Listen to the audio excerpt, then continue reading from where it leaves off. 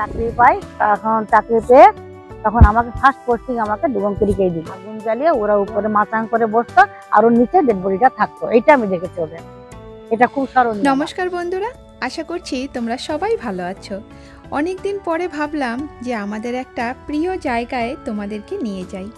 আর এই সুন্দর জায়গাটা আমাদের যেমন ভালো লাগে তোমাদেরও ভালো লাগবে, কারণ এই জায়গাটা আমাদের জন্য বা পর্যটকদের জন্য খুবই সুন্দর একটা জায়গা।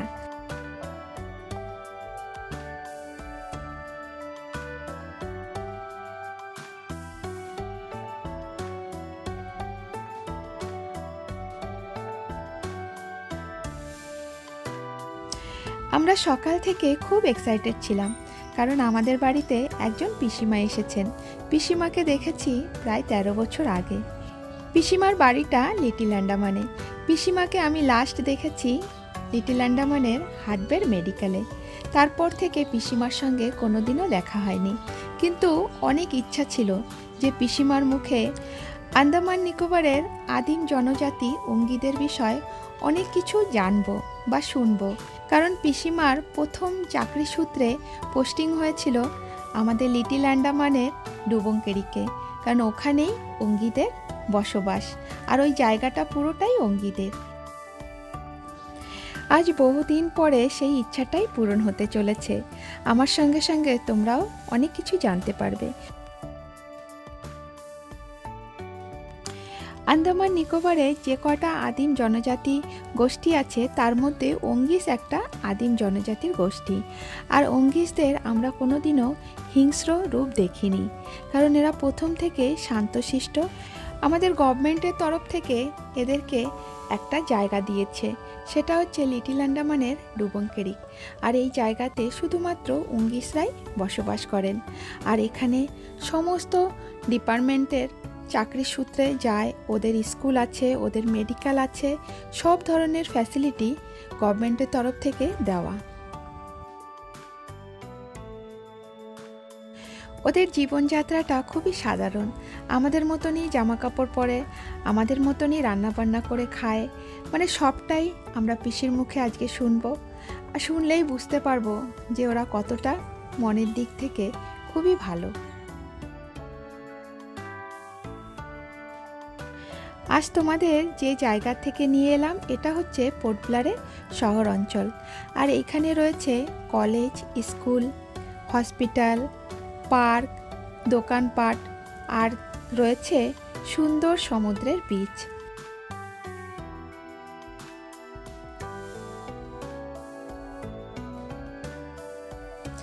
এই সমস্ত জায়গা পর্যটকদের খুবই আকর্ষণীয় একটা জায়গা।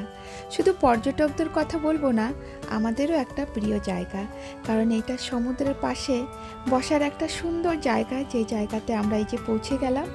আর এখানে বসেই পিসির মুখে সুন্দর একটা গল্প শুনবো, যে গল্পটা আমার সঙ্গে তোমরাও শুনবে। এই জায়গাটা হচ্ছে পোর্ট ব্লেয়ারের ফ্ল্যাগ পয়েন্ট।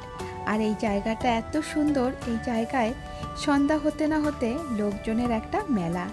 আর সব জায়গার থেকে বেড়াতে আসলেই দেখি এই জায়গাটা এসে বসবে। সামনেই রস আইল্যান্ড, দেখতে অপূর্ব একটা সুন্দর জায়গা। আর এই জায়গায় বসেই পিসিমার প্রথম চাকরির অভিজ্ঞতা, সেটাই তোমাদেরকে শোনাবো, আমরা নিজেরাও শুনবো। নমস্কার বন্ধুরা, আজকে আমরা একজন পিসিমার সঙ্গে কথাবার্তা বলবো। নমস্কার। নমস্কার বাবা। পিসিমা, প্রথমে জানতে চাবো আপনার নামটা। আমার নাম সবিতা মিস্ত্রি। আপনার আদি বাড়িটা কোথায়? আমার আদি বাড়ি জন্মস্থান তো বাংলাদেশ বাবা। তারপরে যখন আমার 9 মাস বয়স, তখন খুব লড়াই হয়েছিল এখানে হিন্দু মুসলিম।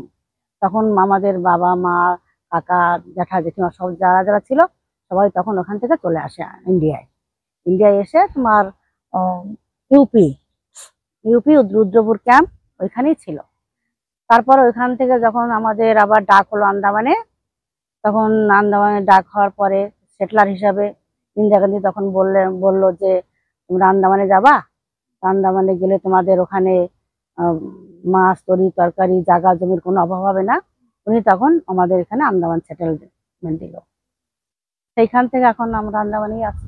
তো উত্তরপ্রদেশের ক্যাম্পে থাকাকালীন ওইখানে কত বছর ছিলেন?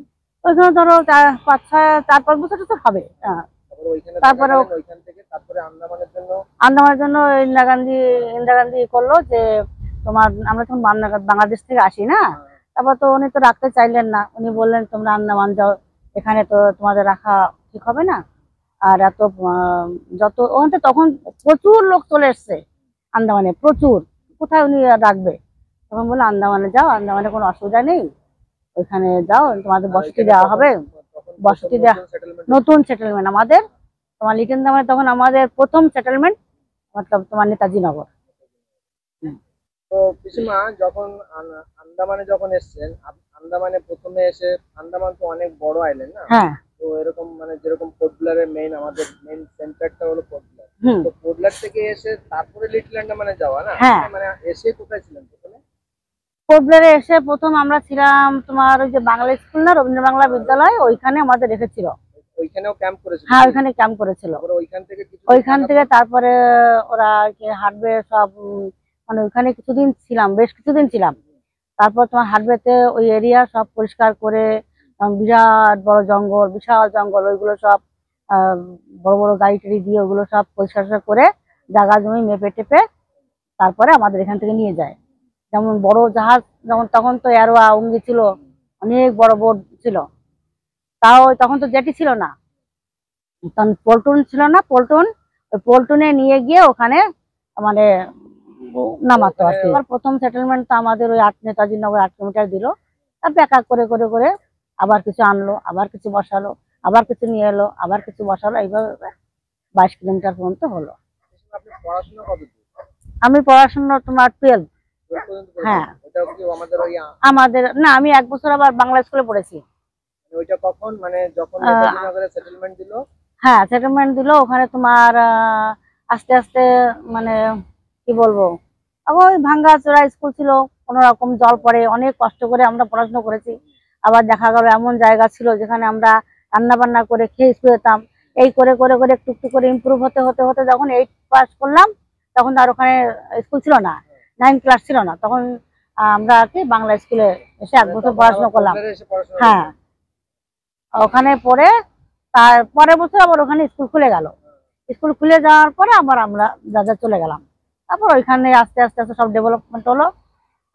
আরকেপুর স্কুল হলো, সিনিয়র সেকেন্ডারি হলো, হায়ার সেকেন্ডারি হলো, তারপরে হাটবেতে হায়ার সেকেন্ডারি হলো, বিকেপুরে তোমার সেকেন্ডারি হলো। আবার এই যে ট্রেনিং করলাম, এনএম ট্রেনিং করলাম এই পোদ্দারেই, 1.5 বছরের কোর্স ছিল আমাদের, ওই কোর্স করে তারপর চাকরি পেয়ে গেলাম। 84-এ আমি তখন চাকরি পাই, অক্টোবর 84-এ, 22 অক্টোবর আমি চাকরি পাই। তখন চাকরি পেয়ে তখন আমাকে ফার্স্ট পোস্টিং আমাকে ডুগংকেরিকেই দিল। First posting ডুগংকেরিকে? ডুগংকেরিক এরিয়াটা পুরো মানে ট্রাইবের, মানে আদিবাসীদের, মানে উঙ্গিদের জায়গা। ওই জায়গার আপনার একটু মানে চাকরি জীবনের একটু এক্সপেরিয়েন্সটা একটু জানতে চাই। যখন আমার প্রথম ফার্স্ট পোস্টিং ডুগংকেরিকে দিল, তখন তো আমি কিছুই জানি না ওই ব্যাপারে। তখন আমি কান্না করেছিলাম, খুব কেঁদেছিলাম যে আমি যাব না, আর আমার সঙ্গে কে যাবে, অঙ্গি মানে অঙ্গিদের এরিয়া। তখন আমি ভাবলাম, তখন আমার এক এখন এখানে এক অ্যাসিস্ট্যান্ট ডাইরেক্টর ছিলেন, উনি চক্রবর্তী, উনি বললেন তুমি চিন্তা করো না সবিতা, তুমি যাও। তারপরে আমার এক ম্যাডাম ছিলেন, ফ্রিডা জর্জ, উনি বললেন সবিতা তুমি চিন্তা করে না, যাও, ভালো জায়গা, কোনো অসুবিধা নেই। তখন আমি যখন গেলাম তখন ডক্টর চন্দ্রা হাটবেতে পোস্টিং ছিল। ডক্টর চন্দ্র সাহেব বললো কি সবিতা তুমি চিন্তা করো না, মানে আমরা তোমাকে গিয়ে দিয়ে আসবো। তখন এমটি কুমার বোট ছিল, ছোট্ট একটা বোট, ওই বোটে করে আমাকে তখন ওরা ওই ডুগংকেরিকে আরো বড় বড় অফিসাররাও ছিল, সবাই মিলে 1 মাসে বা 2 মাসে 1 মাসে একবার করে ভিজিটে যেত। তারপর আমি সব মালপত্র নিয়ে গিয়ে আমাকে ওরা ওখানে দিয়ে এলো। দিয়ে আসার পরে ওখানে আবার একজন ছিল তোমার ওই মেডিকেলের ওয়ার্ড অ্যাটেন্ডার, তার নাম টাঙ্গারাজ। ও খুব হেল্প, ফ্যামিলি ছিল, খুব হেল্প করেছে আমাকে। আর ছিল অশোক পান্ডে ছিল, ওনার মিসেস ছিল বিজয়লক্ষ্মী, আমার ম্যাডাম, উনিও ছিলেন ওখানে তখন, খুব হেল্প করেছে।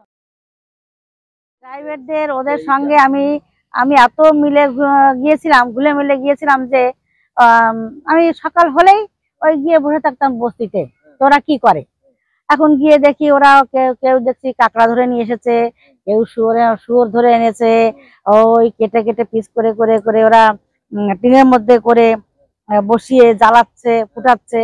আবার দেখি কেউ কাঁকড়া পরিষ্কার করে সাফ পরিষ্কার করে ওই হলদি লঙ্কা পাউডার টাউডার দিয়ে রান্না করছে। আবার কেউ দেখি এক পাশে দেখি রুটি বেলছে, রুটি বেলে ওই তেলের মধ্যে পরোটা বানাচ্ছে, খাচ্ছে। দেখে ভালো লাগতো, একদিকে কুকুরে খাচ্ছে, একদিকে ওরা খাচ্ছে, একদিকে ছেলে পেলে খাচ্ছে। না, হিংস্র ছিল না। আমি তো একাই যেতাম, ওদের সকাল বিকেল ওদের দেখাটা ডিউটি আমার ছিল। তারপরে ওদের ভিটামিন ট্যাবলেট ট্যাবলেট এটা ওটা বস্তিতে, ওরা তো অতটা শিক্ষিত, অত শিক্ষিতই না, অত বোঝে না। ওদের জ্বর হতো, কাশি হতো, সর্দি হতো, কারো এটা ওটা হতো, ওই পড়ে থাকতো বিছানায়, আসতো না। তো ওইটা কি হতো, পুরো মানে ওদের যে ইয়েগুলো ঘরগুলো ছিল, এক এক ঘর থেকে দেখে দেখে দেখে দেখে পুরো বস্তি ঘুরে চলে আসতাম। আবার বিকালবেলা আবার যেতাম, সব 2 টাইমের ডিউটি ছিল। হ্যাঁ, আমি একাই, আর টাঙ্গারা ছিল আমার সঙ্গে, হেল্পার ছিল ওয়ার্ড অ্যাটেন্ডার। না, তখন আমার বিয়ে হয়নি। তারপরে যখন আমি ওদের সঙ্গে থাকতে থাকতে থাকতে থাকতে তখন দেখি ওই যে বিজয়লক্ষ্মী ম্যাডাম ছিলেন, উনি আবার ওদের স্কুল করাতেন, ম্যাডাম ছিলেন উনি, ওই কিছু কিছু শিখাতো। তারপরে ওদের ভাষা আস্তে আস্তে আমিও অনেক শিখে গিয়েছিলাম। যেমন হেলিকপ্টারে বলতো ডাঙ্কা লাঙ্কা, মাছকে বলতো চোখে, হ্যাঁ। তারপরে বাচ্চাদের বলতো আলে, তারপরে খাওয়াকে বলতো ইলে কলেবে, আবার ওদের না নারে মা। তারপরে বলতো যেমন জ্বর হয়েছে লোলো লোলোবে, আর কাশি হলে বলতো উরুগে, পায়খানাকে বলতো বেগে। মানে আস্তে আস্তে আপনি আমি ওদের ভাষা পুরো শিখে নিয়েছিলাম। হ্যাঁ, আমার আর কষ্ট হতো না, আমি ওরা যা বলতো বুঝে নিতাম। তারপর ওরা আমাকে খুব ভালোবাসতো। পরে যখন আমার ট্রান্সফার হয়ে গেল, আমি এসে 16তে যখন জয়েন করলাম, তখন আমাকে দেখলে খুব খুশি হতো ওরা। হ্যাঁ, তখন তোমাকে বলতো এ সিস্টার কম, এ डॉक्टर इंटरले को हमको लोग को मांगता, এই इंटरले को हम लोग को मांगता, এইভাবে ওরা বলতো। ওরা না বাবা মনে থেকে ভালো, খারাপ না। তুমি ওদের কাছ থেকে যদি বলতো যে আমাকে একটু মাছ ধরে এনে দিবি, ভালো মাছটা এনে দেবে তোমাকে। তুমি বলতো আমি কাঁকড়া খাবো, আমাকে তো কাঁকড়া এনে দিবি, ধরে এনে দেবে। তারপরে কিছু চাইলে ওদের না নেই। যদি বলো যে আমার ঘরে একজন কাজ করতো, তার নাম টোটো নাগে ছিল, নাগে আছে এখনো নেই, টোটো নাগে। মোটামুটি ওদের সঙ্গে যদি ভালো ব্যবহার হ্যাঁ, বা ওদের সঙ্গে যদি একটু মানে রিলেশন রাখা হয়, তারা তারা সেইভাবে হ্যাঁ ওরা খুব রেসপন্স করে। তারপরে টোটো নাগে ছিল আমার, মানে আমার ঘরে ওই আমার স্নান করা জল, তারপরে কি লাগবে না লাগবে, ও খুব হেল্প করতো আমাকে। এমনকি একটা ইন্টারেস্টিং ব্যাপার, এখন আমি বাড়িতে আসবো, এখন আমি কি করে আসবো, এদিকে সাগরের জল বেড়ে যাচ্ছে, জল উঠে যাচ্ছে, সমুদ্রের কিনার দিয়ে হাঁটা যাচ্ছে না। তখন তাও ওর সঙ্গে আসলাম। একমাত্র বিশ্বাস তো তাকে, যদি ওই ছেলেটা ছিল আমার খুব বিশ্বস্ত, ওই লোকটা টোটো নাগে মোহনের বাবা। তখন আমি বললাম কি আমি তো বাড়ি যাব। তখন আমাকে অশোক পান্ডে ওই স্যার বললেন কি ঠিক আছে তুমি টোটো নাগেকে নিয়ে যাও। তাই আমি একটা ব্যাগ কিছু কিছু সামান অল্প কিছু কিছু মালপত্র গুছিয়ে নিয়ে ওর সঙ্গে আসলাম। ওই সাগরে পাশ দিয়ে হাঁটতে হাঁটতে হাঁটতে হাঁটতে ওই নদী নালাটার পাশে আসলাম, ওই নালার মুখে। ওখানে এসে এখন আমি, ও তো জানে ওরা তো স্নান করে না কিছু না, ও কি করলো আমাকে আপ ইধার রুখো, আমার আত্মায় আত্মায় বলে গিয়ে ওই নদীতে বসে ভালো করে গা সুন্দর করে শরীরটা ওর ধুয়ে মুছে ডলে টলে ডোবে ভালো করে স্নান করে নিল। স্নান করে নিয়ে এইবার আমাকে বললো যে আমার কাঁদতে ওঠো। এইবার আমাকে বললো আমার কাঁদতে ওঠো। আমি কি করলাম, নালা পার করার জন্য। এখন আমি এবার কি কি বলে, এখন আমি সত্যি না কাঁদে উঠলাম। জল তখন ওই বন্ধু ওরই নাক পর্যন্ত জল হয়ে গেছে, মানে জ্বরে। আমি ভগবান যেন না পড়ে, আমি তো সাঁতার জানি না, কিছু জানি না, কি হবে জানি না। তারা অনেক কষ্ট করে করে করে সেই নালাটা আমাকে, ওই যে নালার মুখটা ওইটা আমাকে ও পার করলো কাঁধে করে। তারপরে আরো আবার হাঁটলাম 1 ঘন্টা হেঁটে, ওই যে 22-এর রাস্তা পার হতে হবে। এমনকি আমার ব্যাগটা নিয়ে ও রাস্তা দিয়ে হেঁটেই যাচ্ছে, আমার দিকে ফিরেও তাকালো না। হ্যাঁ, যে কোনরকম উল্টোপাল্টা ইঙ্গিত বা একটা বাজে কথা বলা বা কিছু না, ও ওর মতো হেঁটে চলেছে আর আমি ওর পিছনে পিছনে আমি হেঁটে গেলাম, হেঁটে আসলাম। একদম বিশ্বস্ত লোক, বিশ্বস্ত। বিশ্বস্ত। তারপরে আমি ওকে এটা ওটা আহ, খুব ভালোবাসতাম, মানে খেতে ডাকতাম, খেতে দিতাম, এটা ওটা দিতাম, পয়সা দিতাম, খুব ভালোবাসতাম। আর আমার যখন হাঁটবে আসতো আমাকেই খুঁজতো। পিসিমা, ওরা তো টাকা পয়সার ভ্যালুটা মানে অতটা মূল্যটা তো বুঝতো না বোঝে না। তখন।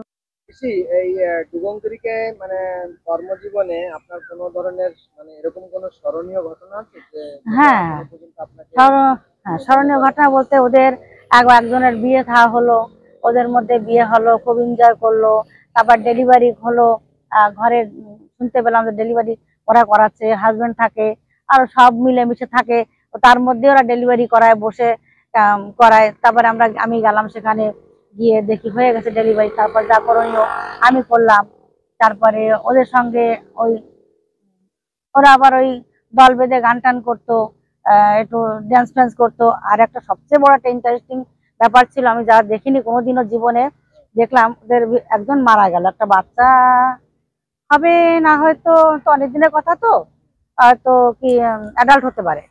মারা যাওয়ার পরে দেখলাম ওদের যে হাট, যে ঘরটা কুড়ে, ওরা যে পাতা দিয়ে যে ঘরটা বানায় না, ওই ঘরের মধ্যে দেখলাম ওই ওই ওটাকে ওরা পুঁতে রাখলো, ডেড বডিটা? ডেড বডিটাকে পুঁতে রাখলো। কি করে পুতলো? পুতলো মানে কি, মানে এইভাবে, আর ওরা ঠিক তো এইভাবে বসিয়ে রেখে করে। বসে রেখে ওটাকে বাঁধলো, বেঁধে এভাবে বসিয়ে রেখে উপর দিয়ে মাটি দিয়ে, ওর উপরে তক্তা দিয়ে আগুন জ্বালিয়ে ওরা উপরে মাচাং করে বসতো, আর ওর নিচে ডেড বডিটা থাকতো। এইটা আমি দেখেছি ওদের, এটা খুব স্মরণীয় আমার। আর তারপরে আর হাসি মজাকে ভালোভাবে দিন কাটতো। হাটবে থেকে টিম যেত কখনো কখনো ওদের দেখাশোনা করার জন্য, ওদের কিছু কিছু পরীক্ষা করার জন্য। আবার আমি যখন আমার কাজে থাকতাম, আমি জেটিতে বসে এসে মাছ ধরতাম, বসে ফেলে মাছ টাছ ধরতাম, ঘুরতাম। এইভাবে আমার দিনগুলো কাটতো। তারপরে ওখানে প্রত্যেক দিন হেলিকপ্টার আসতো, ভিআইপি ভিজিট হতো, প্রত্যেক দিন খুব ভিআইপি ভিজিট হতো ওখানে। আর তারপরে তোমার 3-4 মাস অন্তর অন্তর ডক্টর চেঞ্জ হতো। আমাদের তো চেঞ্জ হতো না, আমাদের সেই পুরো মানে 2 বছর না হলে বা 1.5 বছর, 3 বছর, 4 বছর না হলে আর ট্রান্সফার করতো না। মানে দুটো বছর কি করে কেটে গেছে আপনি না, আমার সময়ে অনেক ফ্যামিলি মেম্বার ছিল, অনেক ফ্যামিলি ছিল। যেমন মেসেঞ্জার ফ্যামিলি, তারপর তোমার পাওয়ার যে ছিল, যে তার আন্ডারে তার ফ্যামিলি, ওখানকার প্লান্টেশন ইনচার্জের ফ্যামিলি, পুরো সেটেলমেন্ট ইয়ে ও ফ্যামিলি, আমার ফ্যামিলি, তারপরে ওয়ার্ড অ্যাটেন্ডারের ফ্যামিলি, আরো এরকম 10-12 ফ্যামিলি আমরা ছিলাম। আর লেডিসও ছিলাম আমরা, বাচ্চা কাচ্চাও ছিল, লেডিস ছিল। আমাদের খুব ভালোভাবে কেটেছে, বিশেষ করে আমার টাইমটা খুব ভালোই কেটেছে। ডক্টরের ফ্যামিলি ছিল। ওইখানে ডুগংদুরিকে জন্য আলাদা ডক্টর? হুম, আলাদা, হ্যাঁ, ডক্টর ডিপুট করতো। টিচারদের ফ্যামিলি ছিল। ওদের হচ্ছে, দুটো ন্যাশনাল ডে আছে, হ্যাঁ, ঠিক আছে, এই যে 26শে 26 জানুয়ারি জানুয়ারি, হ্যাঁ। আর 15 আগস্ট, হুম, এই দুটোই ওদের কিন্তু ওরা আবার হিন্দু, হ্যাঁ, ওরা পুরো সবাই আবার হিন্দুর পুজো করতো, ওই রাম ওরা হিন্দু। হ্যাঁ, রামের পুজো করতো, ওরা কিন্তু হনুমানের পুজো করে, হনুমানের পুজো করে। ঠিক আছে? আবার ওই তোমার এই, ওইখানে যে আর আগুন ধরিয়ে নিয়ে চলবে, ভূত আসে নাকি। এখানে কুয়োর পাশে যে একটা ছোট্ট করে মন্দির করা হ্যাঁ, আছে, হ্যাঁ, ওই তো মন্দিরে কিন্তু হনুমানের মন্দির। হনুমানের হুম, মূর্তি বসানো এবং হ্যাঁ, হনুমানকে পুজো করে। পুজো করে। আর ওদের যখন এপ্রিল মাস আসবে, তোমার এপ্রিল, মার্চ এপ্রিল আসবে, তখন তো ওরা জঙ্গলে চলে যায়। তখন ওইখানে গিয়ে হানি কালেক্ট করে, মধু কালেক্ট করে, ধূপ এটা ওটা কালেক্ট করে, ওগুলো ওরা বিক্রি করে। এবং ওদের যে ওদের এত একটা মানে পাওয়ার ছিল, মানে বোঝার শক্তি ছিল, পুরো বছরের ক্যালেন্ডার বা যে কি ঘটবে না ঘটবে ওরা সেটা বলতে পারতো বা জানতো। যেমন সুনামির সময় আমাদের তো কত লোক মারা গিয়েছে, কিন্তু ওদেরকেও মারা যায়নি, ওরা কিন্তু জানতো যে যে ভূমিকম্প হলো, বড় ভূমিকম্প, ঠিক সুনামি আসবেই। ওরা কিন্তু সবাই চলে গেছে দূরে। এবং কোন মাসে বা কতদিনে কি হতে পারে ওদের একটা হিসাব ছিল, ওরা সেই হিসাবে চলাফেরা করতো। কোন সময় ওদের কোথাও যেতে হবে, কোন সময় হানি কালেক্ট হবে, কখন ধূপ কালেক্ট করা হবে, কখন ওদের গরমকাল আসবে। এটা ওরা খুব ভালোভাবে ওদের একটা তৈরি করাই ছিল, একটা ক্যালেন্ডার তৈরি করা ছিল ওদের, ওরা বুঝতো এই জিনিসটা। এই জিনিসটা কি ওদের পূর্বপুরুষ থেকে নেওয়া? এটা ওদের পূর্বপুরুষ থেকেই জানা, ওরা কিন্তু এটা জানতো। হ্যাঁ, যে এত বড় ভূমিকম্প হয়েছে, জল অবশ্যই আসবে। আরেকটা জিনিস জানতে চাই, ওদের যে মানে গোষ্ঠী না, হুম, এই গোষ্ঠীর মধ্যে কি মানে কেউ একজন লিডার থাকে? হ্যাঁ, একজন লিডার ছিল, যেমন রাজা ছিল, আর তাম্বলাই বলে মানে একজন ছিল। ওদের কথা মতোই হ্যাঁ ও, হ্যাঁ হ্যাঁ হ্যাঁ, ওইখানে ওদের কথা, ওই সে যা বলবে সেইটাই, তাই সেই হিসাবে চলবে ওদের। প্রথম ছিল রাজা, আমি যখন ছিলাম তখন ছিল তাম্বুলাই, তাম্বুলাই পরে বোধহয় মারা যাওয়ার পরে তখন ছিল কি যেন রাজা, কি নাম যেন ভুলে গেছে, সে ছিল। তবে ওই ছিল ওদের লিডার, ওর মোতাবেক ওর কথা মতো চলতো ফিরতো, ওটা করবেই, যেমন আমাদের যেমন থাকে ওদেরও ঠিক একটা লিডার থাকে। আপনার সঙ্গে কথা বলে এই যে আমাদের আন্দামানের যে উঙ্গিদের জনজাতি এদের মধ্যে আপনি কাজ করেছেন জেনে অনেক খুশি হলাম আর অনেক কিছু জানতেও পারলাম। এর জন্য আপনাকে অনেক অনেক ধন্যবাদ। ভালো থাকবেন, সুস্থ থাকবেন। ধন্যবাদ, তোমাকেও ধন্যবাদ, নমস্কার। তোমরা পিসিমা কিছুদিন আগে বাংলাদেশে গেছিলেন এবং বাংলাদেশের ঘোরার যে অভিজ্ঞতা সেটাও তোমাদের সঙ্গে শেয়ার করব। তাহলে ভিডিওটা আজকে এখানেই শেষ করলাম। সবাই ভালো থাকবে, সুস্থ থাকবে, তোমাদেরকে অসংখ্য ধন্যবাদ।